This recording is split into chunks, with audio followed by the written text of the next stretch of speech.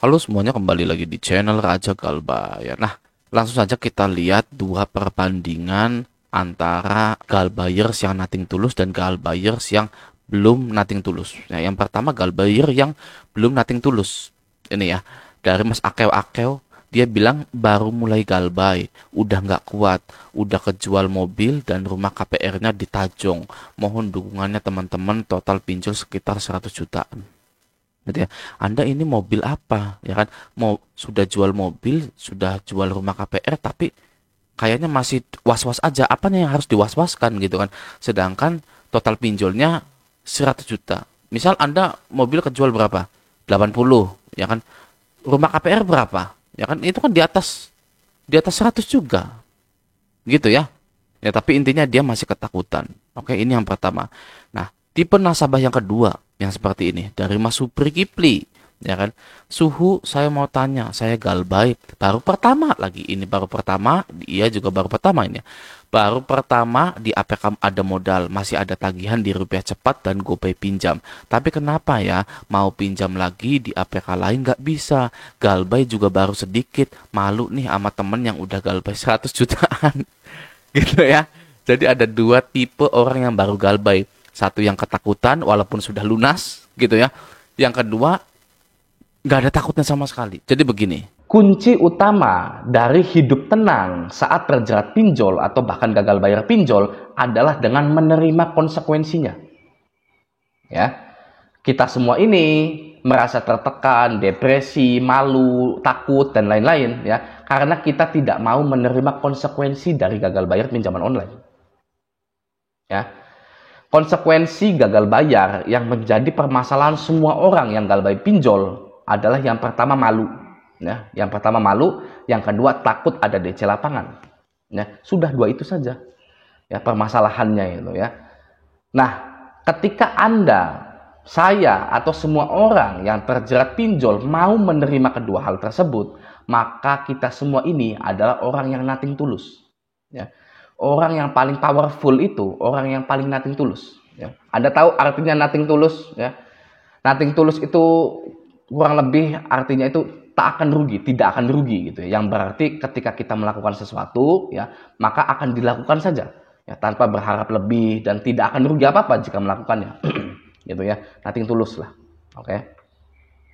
Makanya orang yang track recordnya jelek di silik OJK-nya ya banyak kredit macet gitu kan ya, maka tidak ada yang mau lagi memberikannya hutang ya, nggak ada yang mau pinjol leasing bank gitu ya, karena orang itu nothing tulus ya. Ada DC lapangan oke. Ya, sebar data oke, silakan ya. Kondar dihubungi fine fine saja, silakan saja Kondar dihubungi ya.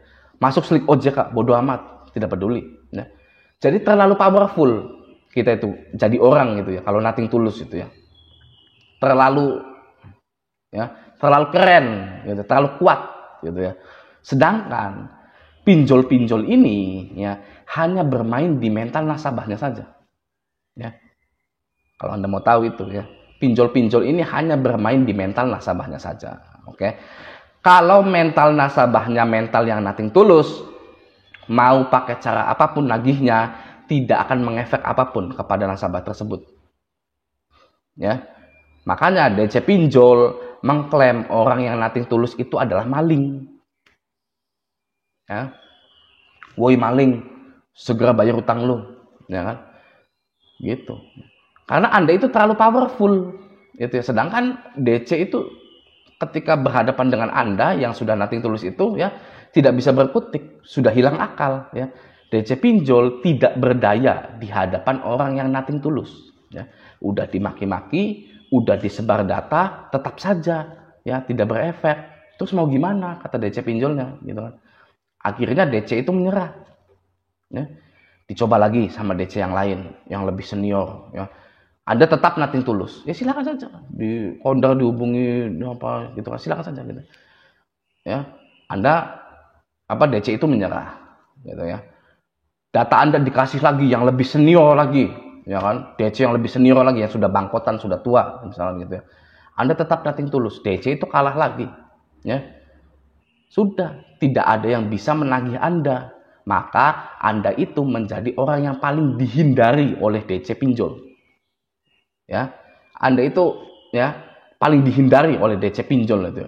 Nggak mau DC pinjol itu nagih Anda itu nggak mau. Ya. Karena nggak ada hasilnya, gitu ya. DC pinjol tidak bisa berbuat apa-apa ke Anda. Oke?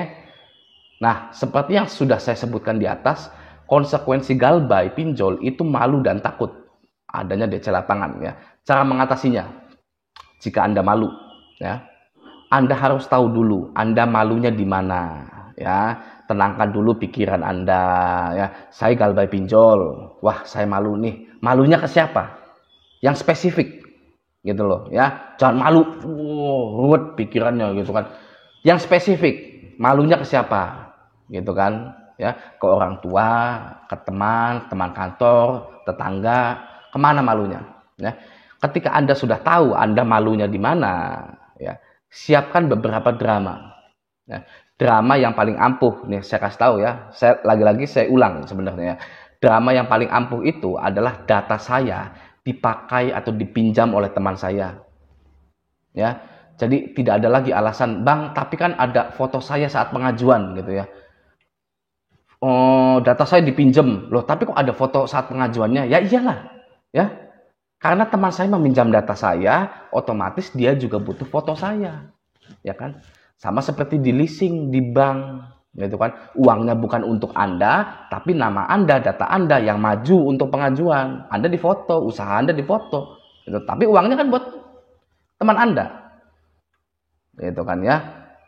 Oke, dramanya itu Anda membantu teman Anda yang sedang kesusahan, gitu kan. Dan teman Anda berjanji ini setelah galbay ini ya, berjanji dalam 3 bulan dia akan membereskan semua hutang itu, gitu ya. Kenapa 3 bulan? Karena pinjol kebanyakan berhenti menagih setelah 3 bulan.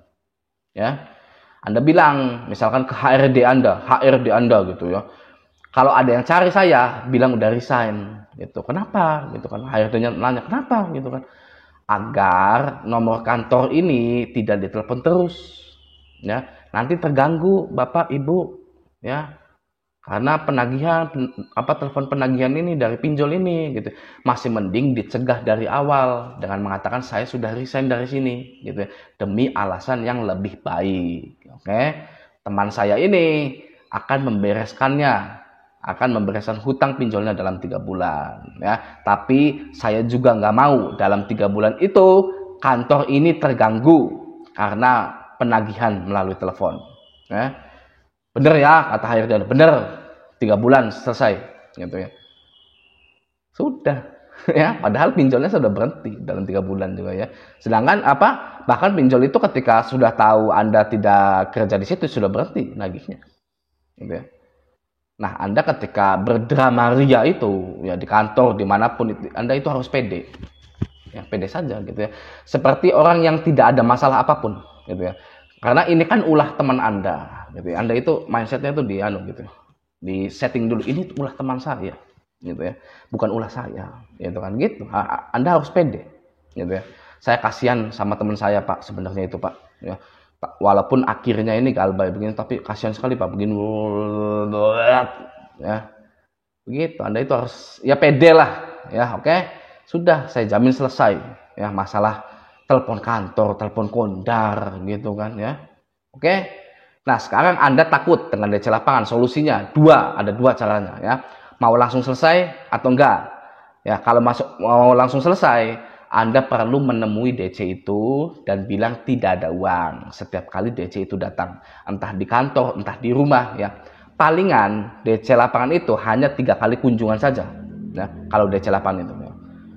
Setiap kali kunjungan Anda bilang tidak ada uang ya. DC juga capek ya, jauh-jauh ke Anda nggak ada hasilnya, selalu bilang nggak ada uang ya. Dapat hasil janji bayar pun Anda nggak dapat gitu. DC-nya nggak dapat gitu ya. Oke. Loh Bang, ketika menagih di kantor gitu kan ada gajinya gitu kan. Bisa bayar pas gajian kan kata DC lapangannya gitu. Nah, misalkan DC itu bilang gitu ya, sampai gajiannya tanggal berapa misalnya? Tanggal 26 gitu. Nah, kan bisa bayar tuh tanggal 26. Nanti saya kesini lagi tanggal 26 gitu ya. Gimana nih cara jawabnya? Ya kan saya kasih tahu ya. Alasan paling ampuh lagi ya. Anda jawab, Bos, ya, sini, ya, saya kasih tahu. Gaji saya di sini ya sudah dipotong untuk 6 bulan ke depan. Nah, oke, seperti itu ya. Saya itu sudah gali lubang, tutup lubang buat bayar pinjol sampai saya kasbon di kantor dengan nominal 6 bulan gaji saya. Ya, saya mau gimana lagi? Ya, saya kerja di sini itu untuk utang ke kantor malahan, nggak digaji saya kerja di sini. Ya, mau gimana lagi? Gitu kan. Bingung DC-nya, ya kan? Anda saja kerja sudah tidak digaji buat bayar kasbon Anda, ya kan? Jadi si DC ngerasa Anda itu nggak ada hasilnya, kunjungan ke Anda juga gitu ya. Oke, makanya cepat selesai gitu ya. Pokoknya kalau mau cepat selesai, temui DC lapangan. Ya, dengan drama-drama seperti itu. Oke? Ya, cara kedua, menghindar. Ya. Anda menghindar dari rumah, ngojek, ngegrab, GoFood, kayak apa terserah. Ngojek sampai malam, sampai jam 7 malam, baru pulang selama 3 bulan, 4 bulan. Sudah selesai. Ya. Tidak akan datang lagi DC-nya. Oke? Ya. Jadi, kesimpulannya, satu-satunya cara mengalahkan pinjol, mengalahkan DC pinjol, mengalahkan pinjol adalah dengan cara menjadi orang yang mau menerima konsekuensi. Oke? Sampai jumpa di video selanjutnya.